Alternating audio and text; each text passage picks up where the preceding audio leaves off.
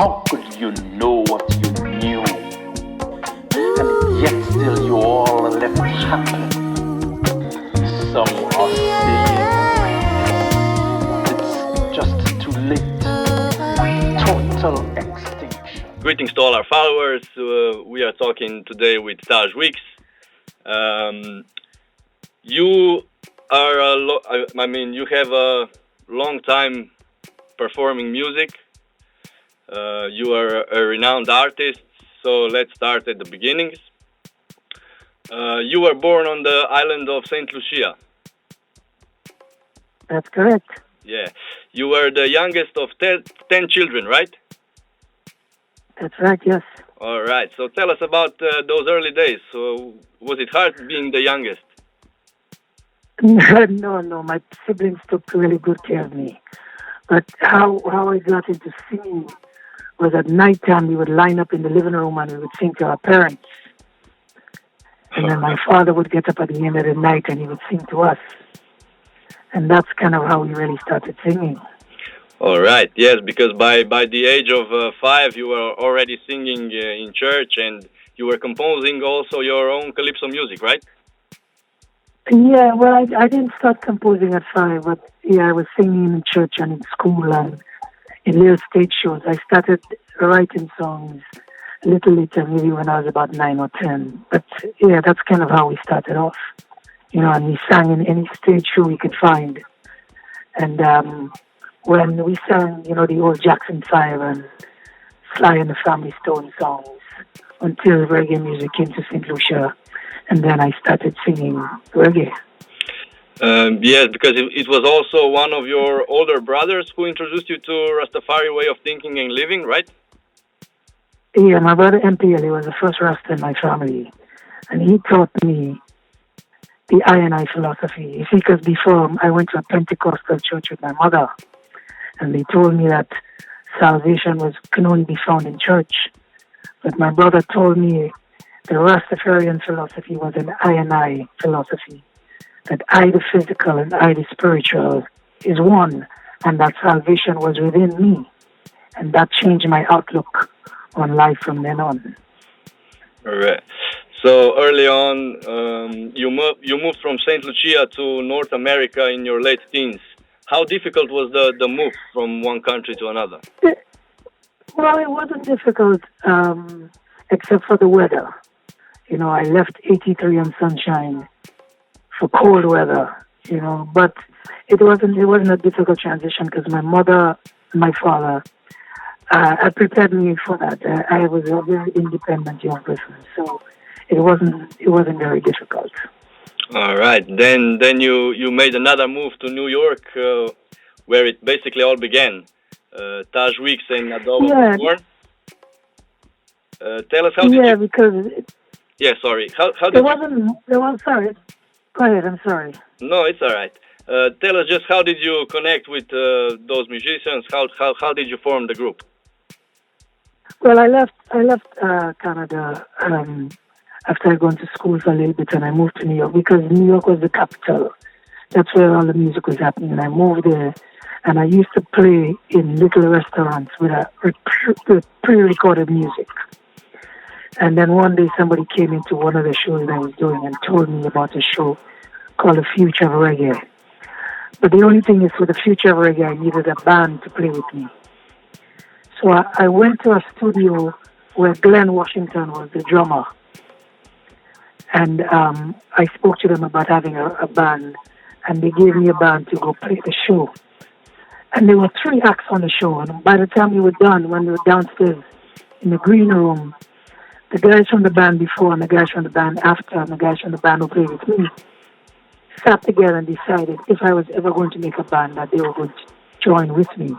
And that was kind of how the band kind of started. Nice. So then your first album named Hope and Doubt was released in 2005. It has an interesting name. Why Hope and Doubt? I mean, it's like black and white. Yeah, because I was hopeful and everybody else was doubtful. You know, nobody really thought I should leave what I was doing to go play music. But I believed in what I was doing, so I was very hopeful. But people were doubtful, and I proved them wrong. Nice. By the time of the release of your second album, sadly, both of your parents passed away. I read somewhere that you already had songs, but then you scrapped them all and wrote 12 new ones because you thought the album would be too depressing. Since most of artists went through their music, how did you get over that sad times? Well, again, my parents had told me that this was a transitional life, and that nothing was going to last forever, and that I should not get down because, everybody had to, death was part of life, and I had to learn to live with it. And I didn't want to make an album that was going to be solely about me bringing everybody else down. I wanted to make a joyful album. I wanted to talk about what was happening in the world around me, but not necessarily what was happening to me. Right. So I made an album and I called it The Idem, and The Idem means all of us. Yes, tell us more about that. It meaning all of us. Did you hope to bring all the people together? Well, that's always the hope for everything I do. I try to point out what I think is happening in the world and start a conversation. And I think when people start conversations, they come together. Because when you start speaking and you start eating and sharing, you start to realize that we're more alike than we are different. True. And that is always the emphasis of everything I do, to start a conversation, to let people realize that, we're the same. Nice, yes. All of your albums have special songs or meanings. Love Herb and Reggae had Here I Stand, talking about homophobia. How was that song accepted by other artists in reggae music? Did you get any negative feedback from that song? Well, I don't ever see feedback as negative. I just see it as feedback, because at least I started a conversation. I mean, the reason why we wrote Here I Stand is because I wanted people to know that reggae, all of reggae is not homophobic. And if I didn't say something, then people would keep thinking that all of reggae felt and thought the same way. But the Rasta philosophy is an I and I philosophy. Every man must stand for his own and speak his mind. So I spoke my mind, and I just told people that they shouldn't be pointing fingers and judging people, and that they should just learn to love them, regardless of who they are. Because, when I started reggae spoke about one love. One love should truly mean one love. True. It shouldn't be a judgmental kind of love. It should just be an accepting one. So that's why I made Here I Stand, to show that it's all about love. Yes, it's true. Let's talk about your last album, To All My Relations. Is that right? Yes. Yes. You had written, also I read, you had written already 13 songs and then changed it because you saw the situations in Cuba and you were present at Standing Rock. Tell us a little bit about that and how did you experience all the Standing Rock? Well, I wrote an album before that, and when we were on tour, somebody invited me to Standing Rock. And I went to Standing Rock, and for the people who don't understand what Standing Rock was about, Standing Rock is a part of North Dakota where the Native American people are fighting for their rights to have their land remain pure. And some capitalists wanted to build a pipeline across their land. And you know what happens when you build oil pipelines? They bust and they leak and they spoil the land. So the people stood up for that. And the government was trying to get rid of them and kick them out. I went to visit with them. And when I went to visit, I saw real love. I saw people from all over the world standing with these people for their rights. And nobody was related to anybody. There were people from Russia, there were people from America, there were people from Canada, there were people from everywhere standing with these people. And I went in there and it was very cold. It was minus 25 degrees Fahrenheit. And people were standing up for the rights of the Native American people. I went in and I played some songs with them. And when I was there, every time they were about to pray, they held hands together and they said, "This prayer goes out to all my relations." And I like the fact that there was a prayer that included everybody all the time and that there was no division. So I said to the journalist who was standing next to me that I'm going to write a new album and I'm going to call it To All My Relations. I left Standing Rock, I finished off the tour, and then I went to Cuba. And in Cuba, I saw a completely different story than what I had been told. The propaganda and all the lies about Cuba. So between Standing Rock and Cuba, I had written 28 songs. I chose 20 of them. I gave it to the band, and the band chose 15 out of it. And we made that album that you have now called To All My Relations. Yeah, because on that album you talk a lot about the problems in America also, like Big Pharma, police brutality, also the President Donald Trump. How did the American people accept the album? Does the majority of people feel the same? Well, the thing is, my job is not to make people happy. My job is to speak the truth. And It doesn't really matter if they agree. I just call it the way I see it, And the thing is, the problems are not necessarily American problems. Because America is in the spotlight, it seems like it's American problems, but there's police brutality all over the world. True. Everywhere there's a police force, there's brutality. And it doesn't always have to be a black and white brutality. It can be white on white, black on black, black on white, white on black. But there is brutality. And wherever there's injustice, we as Rasta people who sing songs should sing about it. And that's what I did on that album. True, yeah. No, because I asked that question because music was always like a weapon or a tool for pointing out what is wrong. Do you feel it has the same strength today as it did back in the days? Well, it always has a strength. What makes it stronger is when more people come together and do what's right.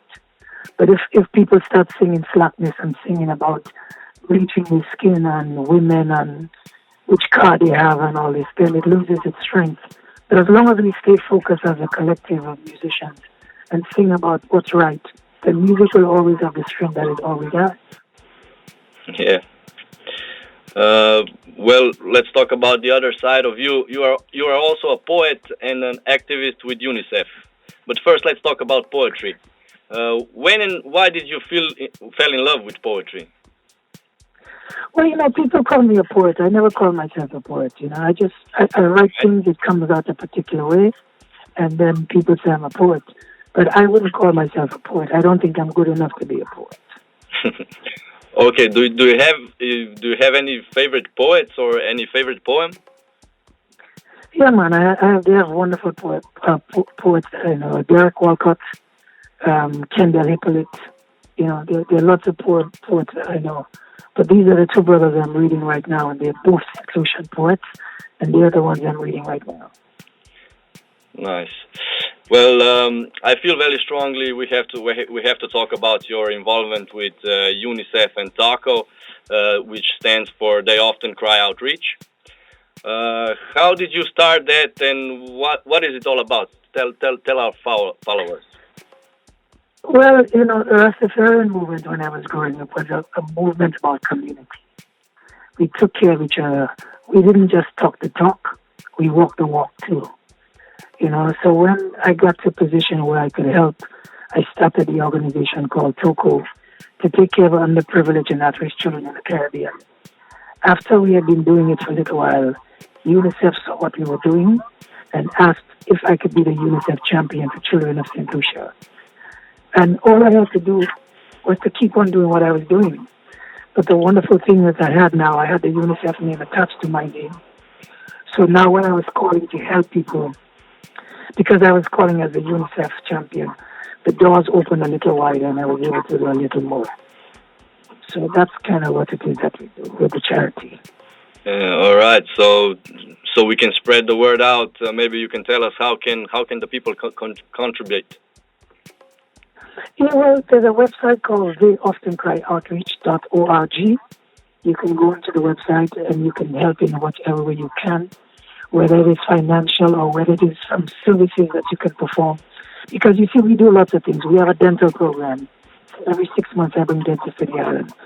We have a experimental program where we fix the stray dogs so they don't keep multiplying and being all over the place. We just brought down 513 bikes to St. Lucia and gave it to the children because diabetes is a problem. I'm just finishing off a diabetes documentary film. We have a program on domestic abuse, on teaching and helping women who are being abused. We do lots of things now. We have a scholarship program. We give kids scholarships to go to America.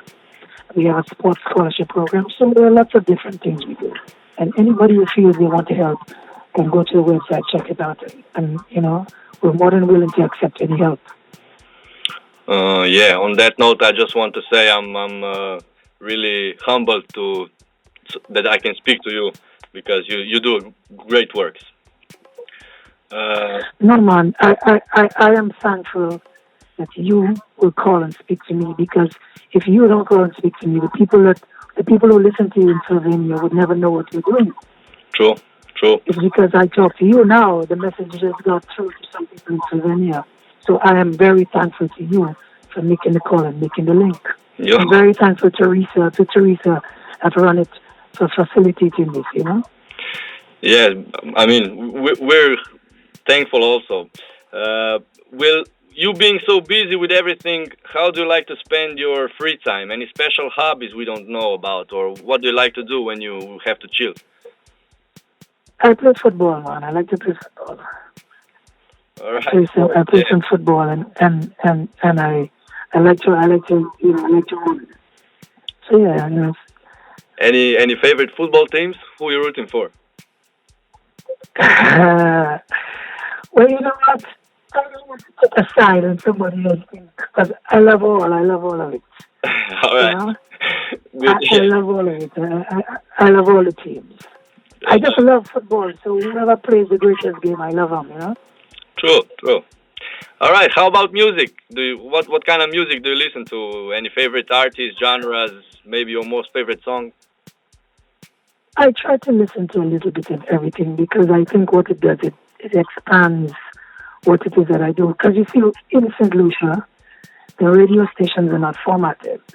So they play all kinds of music. So I grew up listening to everything. So, I listen to a little Beatles, a little Van Morrison, a little reggae, a little calypso, a little R&B, a little hip-hop. I try to just mix it up with everything. Anybody who's saying anything conscious, I love them. Nice. You basically traveled all around the world. Maybe you can tell us, where did you experience the biggest crowds?